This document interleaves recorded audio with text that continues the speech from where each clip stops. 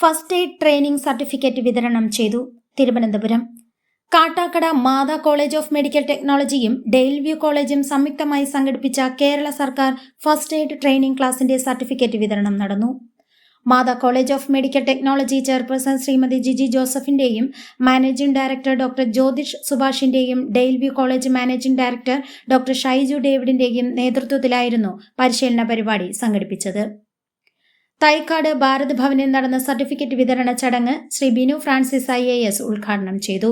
ചടങ്ങിൽ advocate Hrithik G Hari, doctor Jyothika Subhash, Matha college program coordinator Alex James, administrative officer Akhil MA, principal Gayathri AM എന്നിവർ പങ്കെടുത്തു. മാതാ കോളേജിലെ അധ്യാപകരും വിദ്യാർത്ഥികളും ചടങ്ങിൽ സന്നിഹിതരായിരുന്നു. ഫസ്റ്റ് എയ്ഡ് പരിശീലനം വിജയകരമായി പൂർത്തിയാക്കിയവർക്കുള്ള സർട്ടിഫിക്കറ്റുകളും ചടങ്ങിൽ വിതരണം ചെയ്തു. അടിയന്തര സാഹചര്യങ്ങളിൽ പ്രാഥമിക ചികിത്സ നൽകുന്നതിനുള്ള അറിവും പ്രായോഗിക പരിശീലനവും വിദ്യാർത്ഥികൾക്കും പൊതുജനങ്ങൾക്കും ലഭ്യമാക്കുക എന്ന ലക്ഷ്യത്തോടെയാണ് ഫസ്റ്റ് എയ്ഡ് ട്രെയിനിംഗ് സംഘടിപ്പിച്ചത്.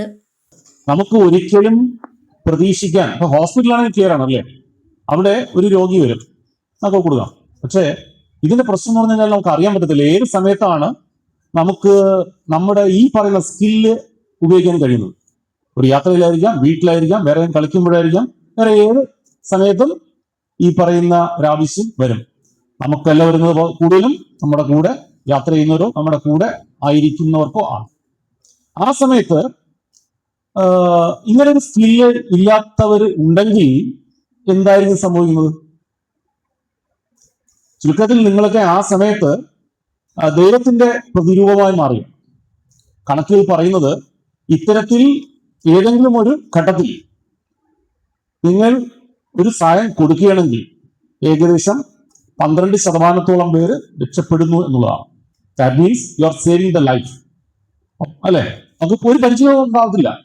അങ്ങനെ കൊടുക്കുന്നവർ വന്ന് കാണുന്നു, ഒരു സാഹചര്യം ഉണ്ടാകുന്നു, നമ്മൾ ഇടപെടുന്നു, നമ്മളവരെ അടുത്ത ഒരു ഘട്ടത്തിലേക്ക് കടത്തിവിടും. അപ്പൊ ഏറ്റവും വാല്യുബിൾ ആയിട്ടുള്ള ഒരു ഇതാണ്.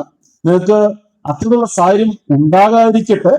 ഉണ്ടാകുകയാണെങ്കിൽ നിങ്ങൾ തീർച്ചയായും നിങ്ങൾ ഇപ്പോ പഠിച്ചിട്ടുള്ള കാര്യങ്ങൾ അപ്പോൾ നിങ്ങൾക്ക് രണ്ട് കാര്യമാണ്. ഒന്ന്, നിങ്ങൾക്ക് ഈ കഴിവ് നിങ്ങളുടെ ജീവിതഘട്ടത്തിൽ മുഴുവനും നിങ്ങൾക്ക് ഉണ്ടാകണം എന്നുള്ള ഒന്ന്. രണ്ട്, അതിനെ അപ്ഡേറ്റ് ചെയ്യണം എന്നുള്ളത്. മൂന്ന്, അങ്ങനെ ഒരു സാഹചര്യം ഉണ്ടായാൽ എനിക്ക് കഴിവുണ്ട്, എനിക്ക് ഒരു സഭാകമ്പമോ അല്ലെങ്കിൽ ആ സാഹചര്യം നിങ്ങളെ പുറകിലോട്ട് വലിക്കുമോ എന്നുള്ളൊരു ടെംപ്റ്റേഷൻ. ചിലപ്പോൾ നമ്മൾ വലിയ അത്യാവശ്യമായ ഇടയിൽ പോകുന്നതായിരിക്കും, അല്ലെ, വെൽ ഡ്രസ്ഡ് ആയിരിക്കാം. ഞാൻ ആ പറയുന്ന ഉദ്യമത്തിൽ പങ്കെടുത്താൽ ഒന്ന്, എന്റെ സമയം പോകും. രണ്ട്, എന്റെ ഈ പറയുന്ന വെൽ ഡ്രസ്ഡ് ആയിട്ട് നിൽക്കുന്ന ഞാൻ ചിലപ്പോ ചെളിയോ മണ്ണോ എന്തെങ്കിലുമൊക്കെ ആയിട്ട് വീണ്ടും ഞാൻ ഉദ്ദേശിക്കുന്ന സ്ഥലത്തേക്ക് പോകാൻ കഴിയില്ല. പിൻവലിക്കുന്ന ഘടകങ്ങൾ ധാരാളം. നിങ്ങൾ വില്ലിങ്ങാണോ?